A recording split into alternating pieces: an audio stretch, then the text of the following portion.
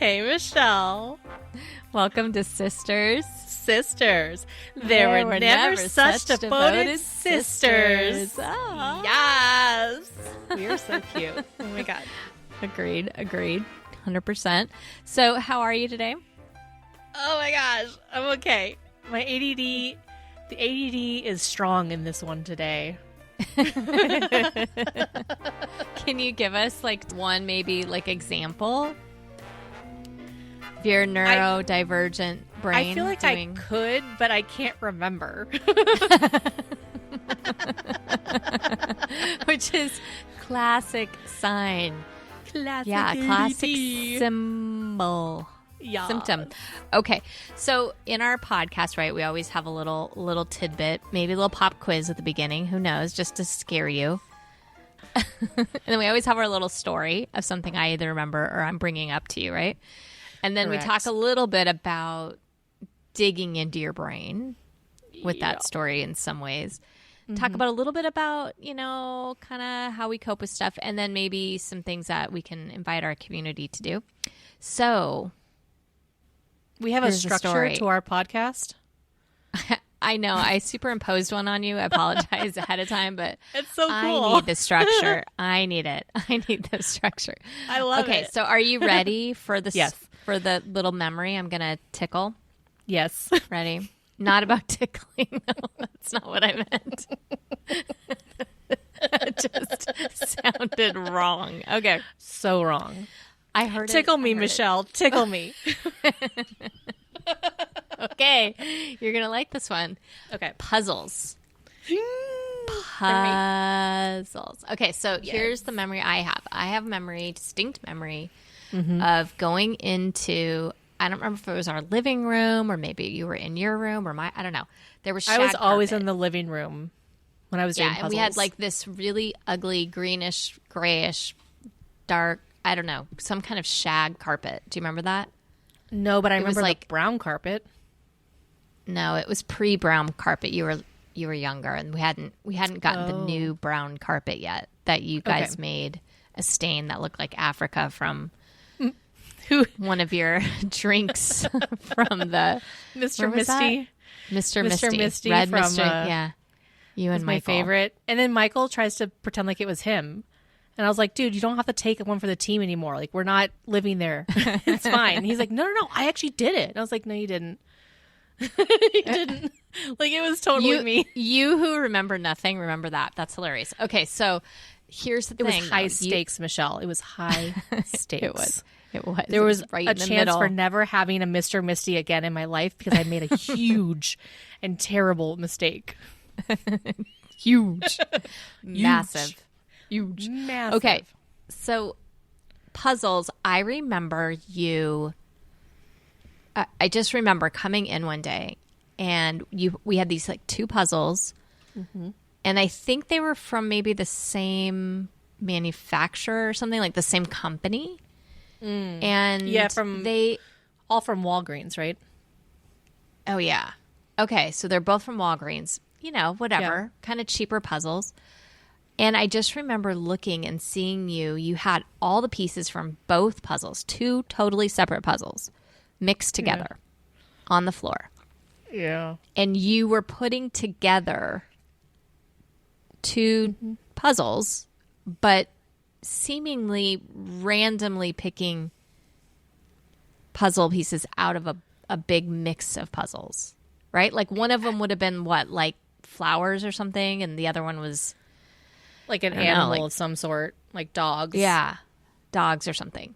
Yeah. And then all of a sudden the two puzzles were being put together, but they looked like, I said together, sorry, but together but together, but they didn't look like what they originally were intended to look like. They just look like giant mosaics almost. Yeah.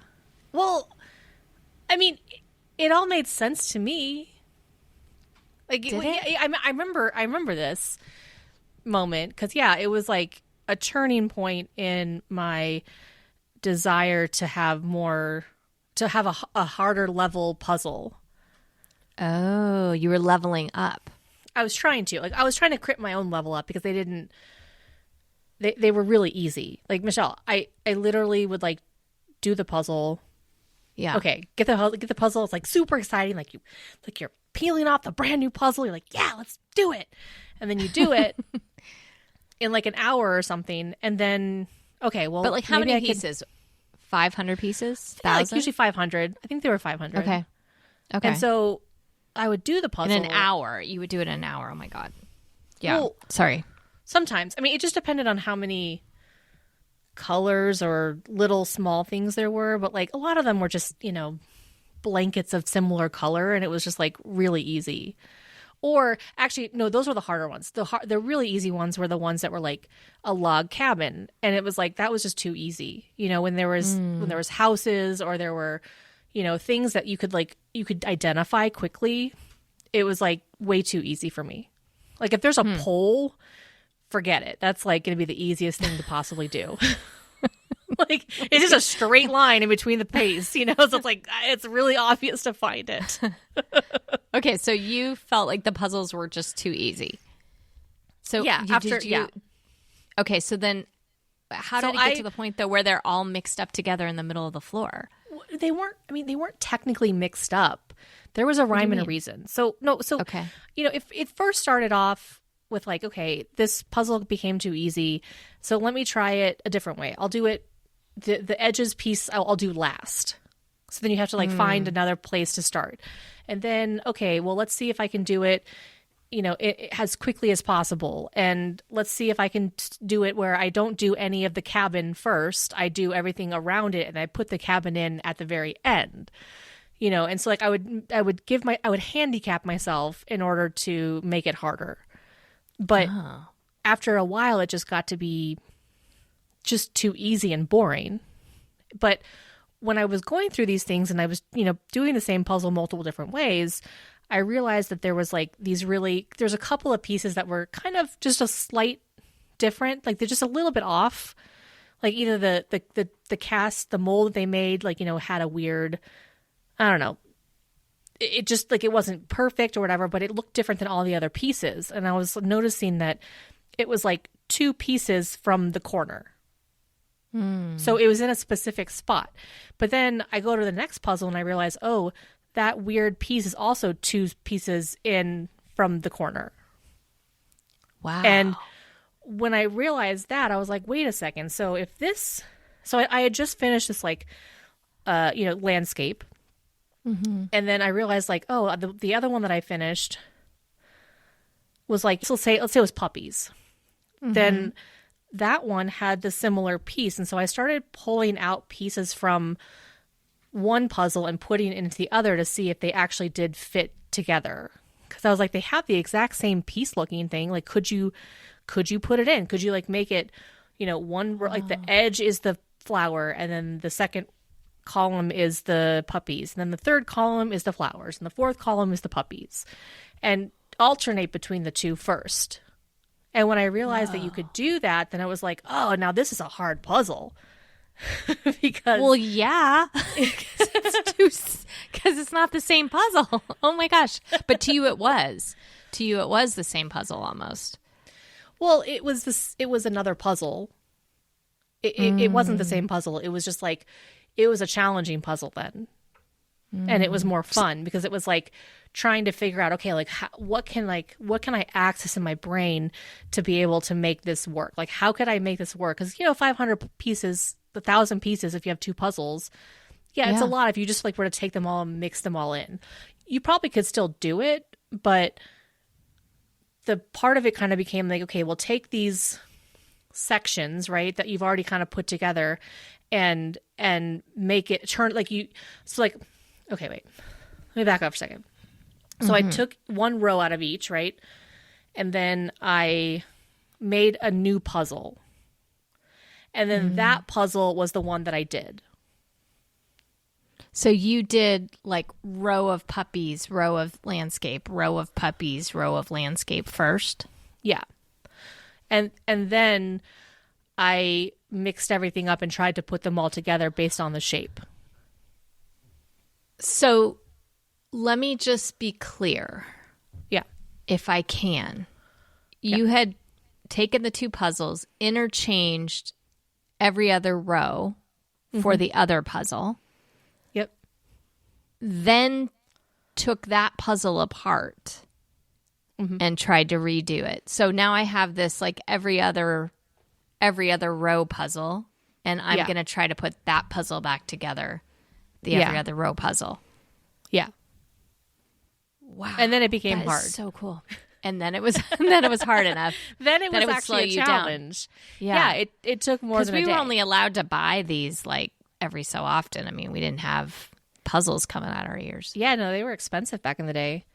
And I remember like one year, oh God, I was so excited. I was like, I must have been like 11 or 12. And Mom got me the world's most difficult puzzle, is what it was called. So what it was called the world's most difficult puzzle. So there's like a scene of like skiers, right? They're on a slope of some sort, and they're all. Oh my God, I remember this one. Okay. Yeah. And so what it is it's a puzzle.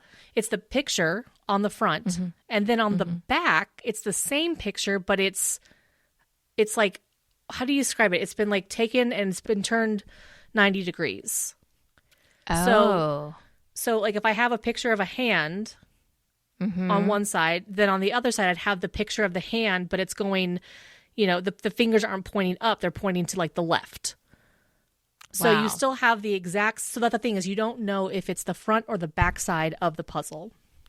Ooh, was it really the hardest puzzle? No. I stayed up. I was like, I like got into this. Oh God. I got into this mode of like, I couldn't put it down, and I hyper focused, and I did it like all night long, and I was watching Turner Classic Movies, and I think I did it that night. Oh my gosh. How old were you? I think like 11 or 12, somewhere around there. Wow. And no one was like, Megan, go to bed. No, I was being quiet. I think they were just like, thank God. She's so quiet. She's just so quiet.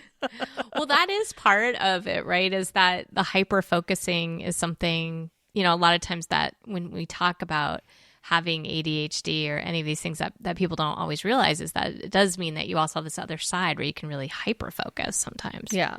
Well, and this is the thing is that like whoever made the world's most difficult puzzle, I'm going to put in big giant air quotes, clearly didn't run it by somebody who is detail oriented, because what I learned was that like if you look at the both sides, you can actually tell which one's the front and which one's the back because of how the stamp, like when they cut the cardboard out, you could tell because there's like a quality slight difference. Control. Quality it control wasn't the world's hardest puzzle. Okay, that's all I'm gonna say. Well, that is kind of boasting, right? Like you got to really have good feelings about yourself to be like, I'm going to make the hardest world. Or it's you better marketing. back it up. Yeah, back that up. Yeah, you better back it up. Okay, so what I want to know is I want us to like dig into your brain. Okay, so that is amazing to me that you could do that. And you were 10 or 9 or something when you were doing it. But what is it that's happening? Like if we just like dig in, what are you seeing or like experience? I mean, I want to picture you in like Minority Report or something with like the hand that like waves things in the air and you're like building this puzzle in your mind or something. I don't know. What's happening in there? I mean, it's kind of maybe like that.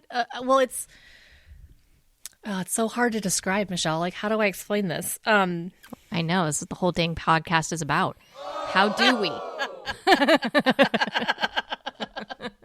Okay. I don't know. It's been a lifetime of trying to understand it, Rosie. Okay. For sure. So let's just take like you sometimes get frustrated with me when I come to your house and there's a puzzle out. Yes. Every time. And I walk away for like 2 seconds and I come back and half of it's done. I always ask for permission though to do it now. Now, yes, you do. Thank you. And many times, like I resist the urge to go towards the puzzle because I know I'll do pieces. So I'm like, okay, stop. Yeah, stop yourself. It's not my puzzle. I sound like an addict. Like, I have to get my puzzle. puzzle. Okay, so but you're there.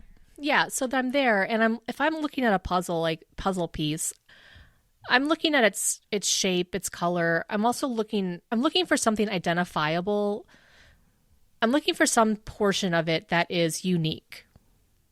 Right? So if I'm looking at a sea of, like, let's say leaves, and I see that there's like one, they're all kind of very similar. They're like green, but I see that one of the leaves has like a branch, and the branch is in, let's call it, like in a puzzle piece, you have like the little nubs, and then you have the little kind of holes.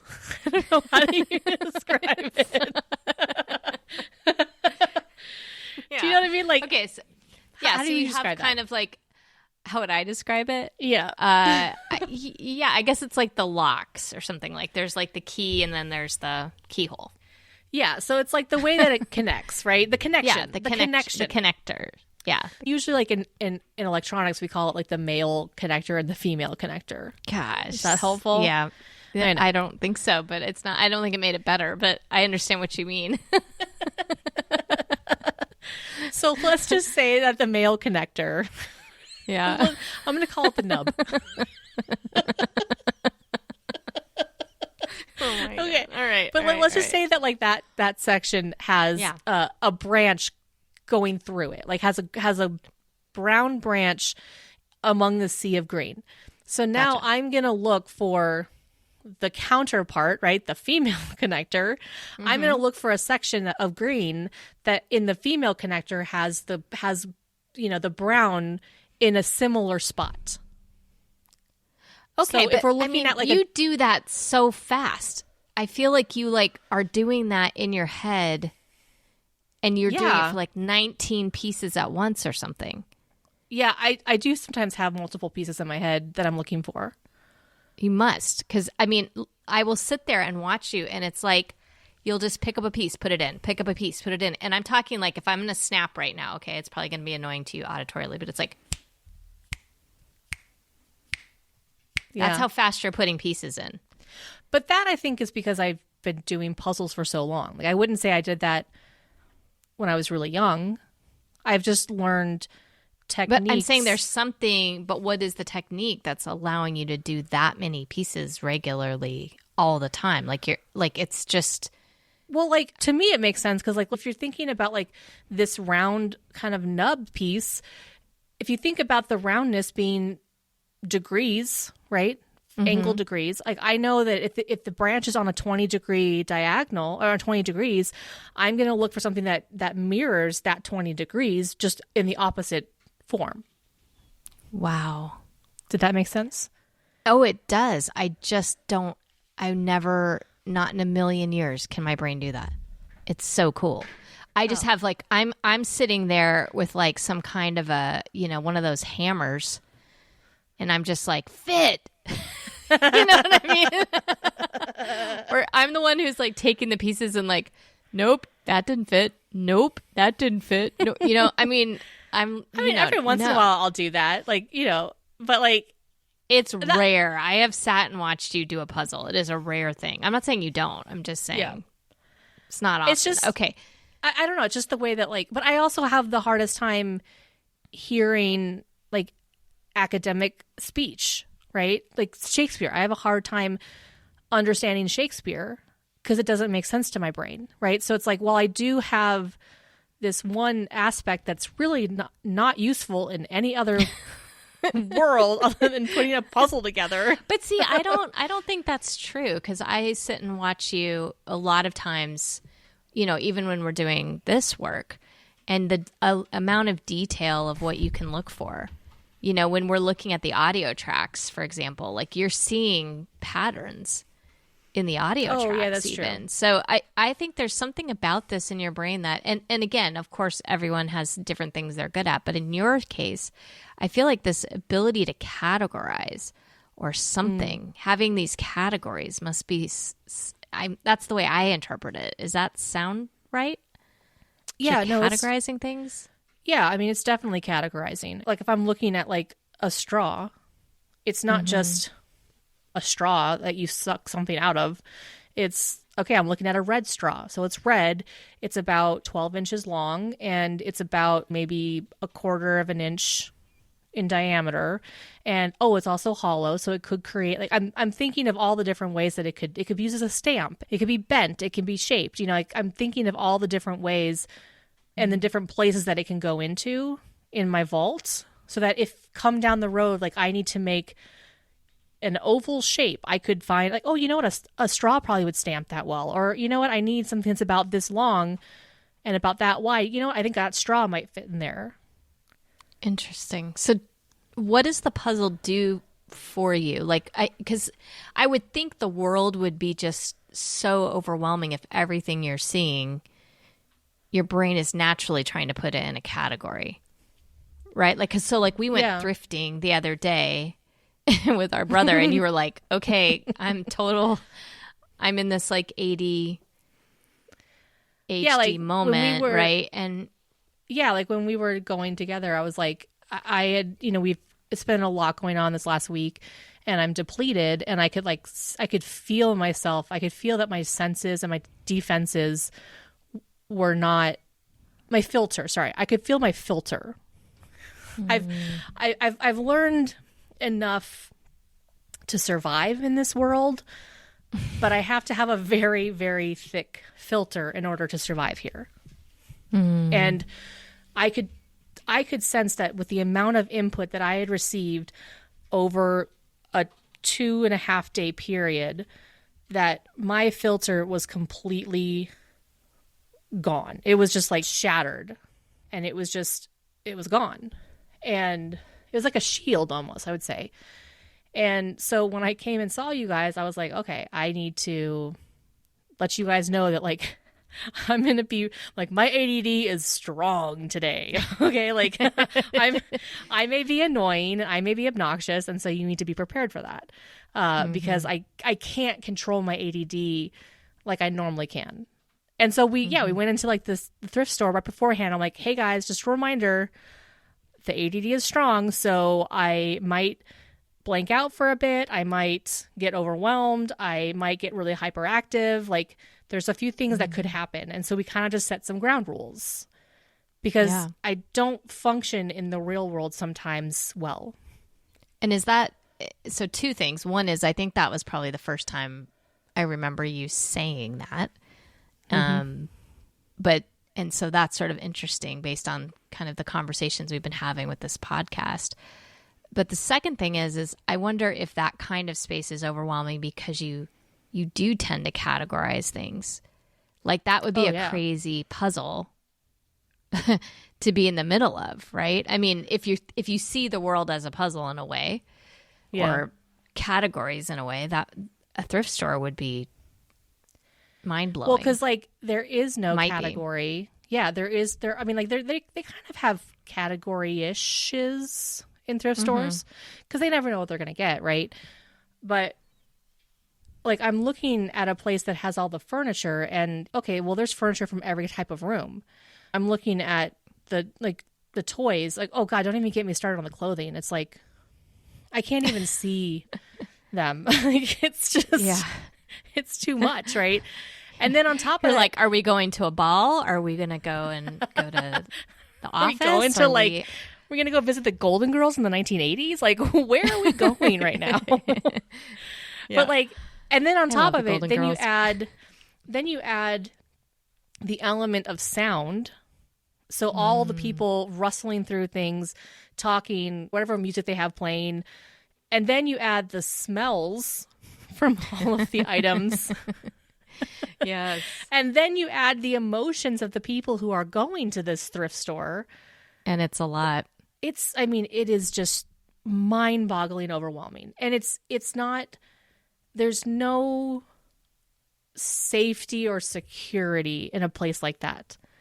Because it's all random, it's overwhelming, and it's like it's almost like finite. And it depletes me emotionally and energetically. I love going with you guys and I love hanging out, but like, I have to recoup after a while. And so when you're like in the world, and let's just say that the whole world is the thrift store, right? For an ADD brain, right? So then what's the puzzle do? Like, how does it help you cope with the world? Because I know you mostly you usually have a puzzle somewhere if you can, Yeah. as long as you don't have a cat. Yeah. The poor cat. I think puzzles, or any type of puzzle, you know, when I had a cat, I did more puzzles on my phone. And like, those are the kinds of games I like to play. Everyone tries to get me to play like Nintendo games. And I'm like, if it doesn't have a puzzle in it, I ain't playing it. You know, like, it's got to be a puzzle game. Okay, guys, I don't want to like battle anybody. But I will say that like with puzzles, it's like there's a visual image that comes into my head, and that's just like a pacifier. It's something that is very soothing, and it calms me, because I feel like it's something that I know and I understand. There's a set of parameters that the puzzle maker has given us, and it has a border, and it like fits all together, and you know it's going to be able to be finished, and you know how it's going to be able to be finished. Does that make sense? Yeah, there's a clear end game with it, or end goal. Well, it's more than that. It's more of like there's a clear purpose, and there's nothing that's going to like jump out and surprise you.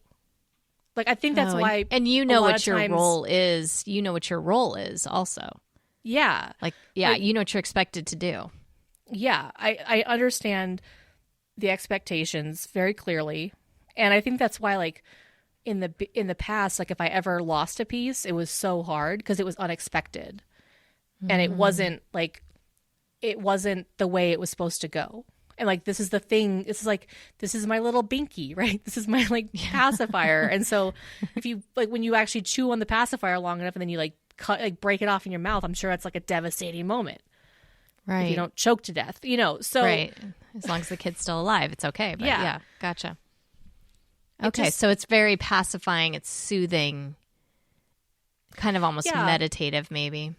Yeah. Cause it's like, it's using all of my skills and my brain power in a way that is deemed worthy and is societally acceptable.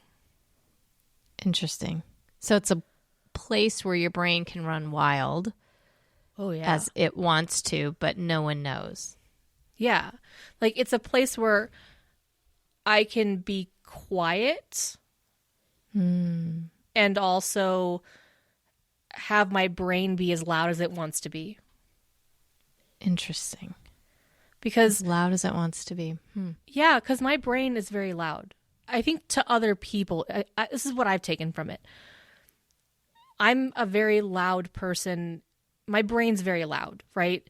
In the sense of like, you know, people tell me that I dig too much into the weeds and that I'm going off topic and I'm going too far deep into the tunnel, into the hole, whatever it is. But that's my brain. That's how it works. And so I want to know every little facet of every conversation. And so with a puzzle, the puzzle doesn't judge me. The puzzle will let me go into the weeds as much as I want to. I can catalog the heck out of it, and I can and I can break it apart and try and make a new puzzle, and it's like not gonna say, Megan, that's wrong. You know, it's not gonna treat me badly. It's like, it's almost like a badge of honor if I can do that. Like if I can try new things with the puzzle. Interesting. Yeah, and you can do it whatever way you want.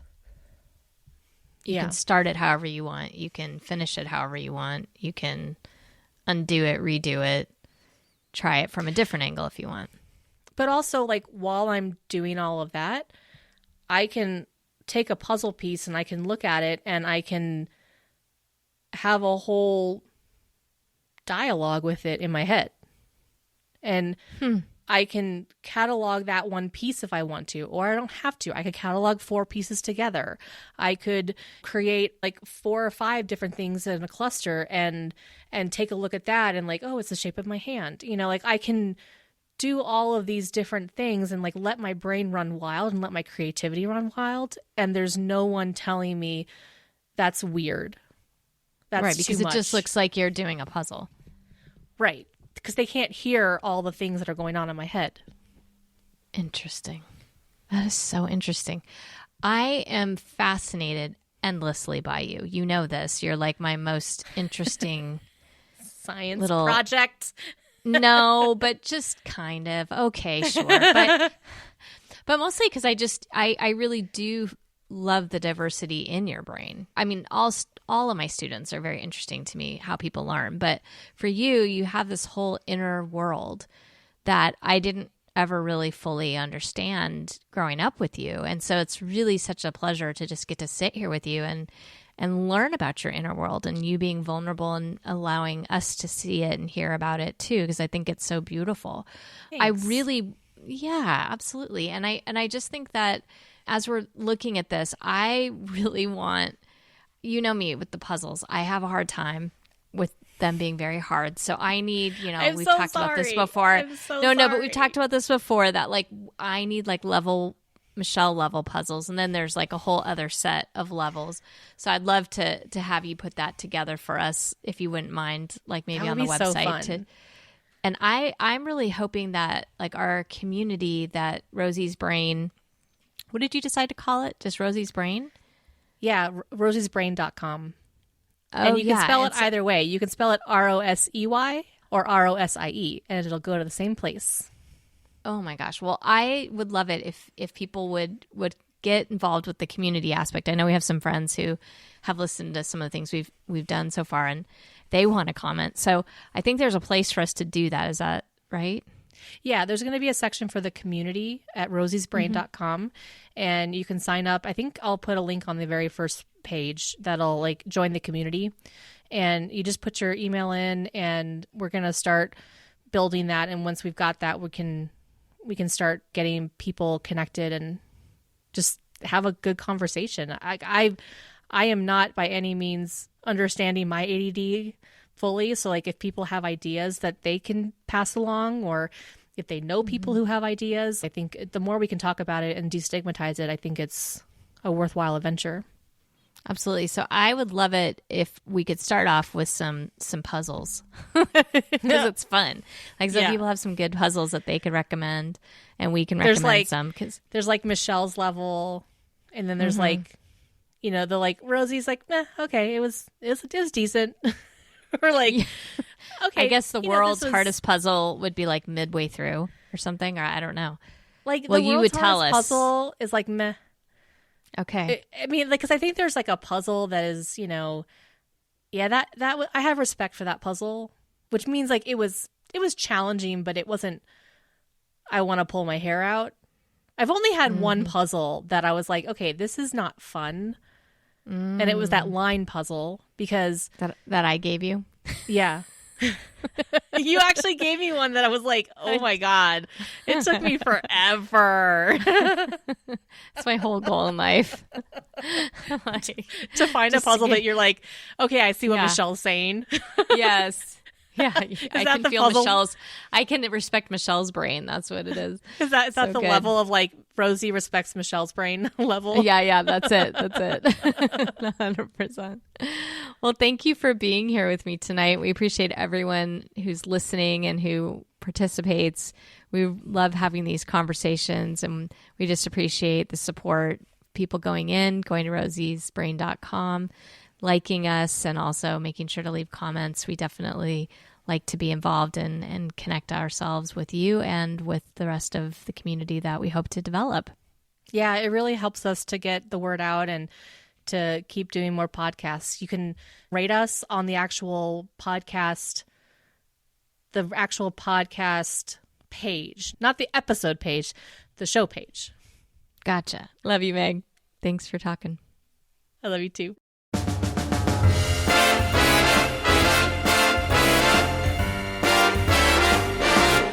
Sister Sisters was produced and hosted by my fabulous, beautiful sister, Michelle Woodward, and hosted and edited by yours truly, Megan Mayadeski. We thank you so much for listening, and as always, stay compassionate. I'm sorry, I got distracted because I'm looking at this blanket here, and there's like, it looks like a cat. Like there's some fuzz of some sort that is in the shape of a cat. I kid you not. Like there's eyes and like the whiskers and everything. And I'm like, it's gotten me Been haunting you. Okay, sounds good. And that is Rosie's brain. Mic drop.